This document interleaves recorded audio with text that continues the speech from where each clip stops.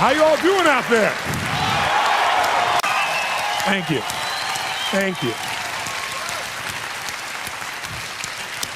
Thank you.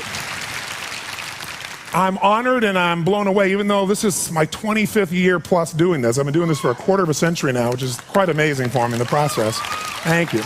And I've had the privilege now of working with more than 3 million people live in events from more than 80 countries around the world. So at this stage, I got to tell you something. I could be an idiot and I would know that there are certain patterns that cause people to be fulfilled, to be happy, to fit, to be strong, to feel alive, to be vibrant, to have passion in their life, to do well financially, but even more importantly, emotionally, psychologically, spiritually, in their health and their relationships. And there are also patterns that make people frustrated, overwhelmed, depressed, sad, lonely, cause them to be struggling financially, struggling with their bodies, struggling intimately. And those patterns, they're not because there's something wrong with somebody, it's because of a pattern that we're doing.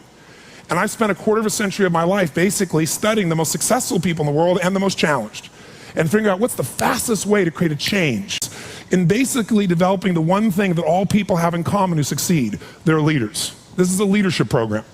Because I don't care what style you are, I don't care if you're a mom, if you're a great mom, you lead your child, you're not led by your child.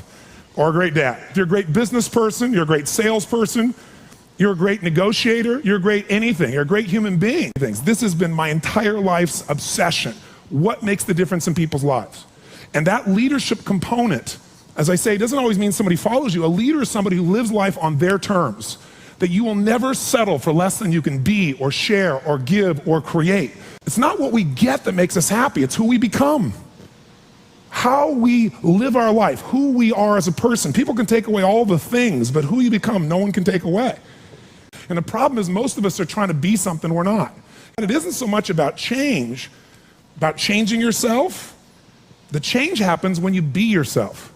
Know thyself, that's the hard part for most people, and then be thyself. Because most of us in our lives, out of our desire for respect or achievement or love or connection or something, we've been trying to be the way we think we'd have to be in order to get that love, respect, appreciation, whatever it is we've been after at some unconscious level.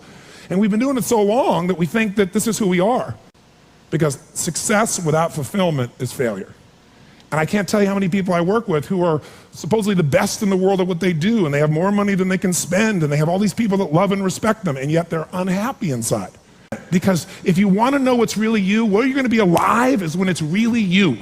And you may even think you know who you are because you've been living a certain way, but I'll tell you how you'll know. You'll feel euphoric, you'll feel strong, you'll feel unlimited, you'll feel free. I have seen, out of 3 million people around this earth in 80 countries, I've seen just about anything you can see, and there are only so many patterns. And what you're going to find underneath all of this behavior is we have the same needs. There are 6 human needs we're going to review tonight.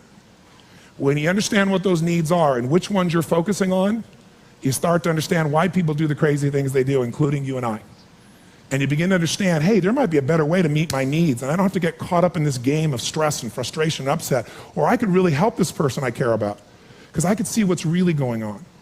Part of what we want to accomplish here as leaders is we want to become practical psychologists.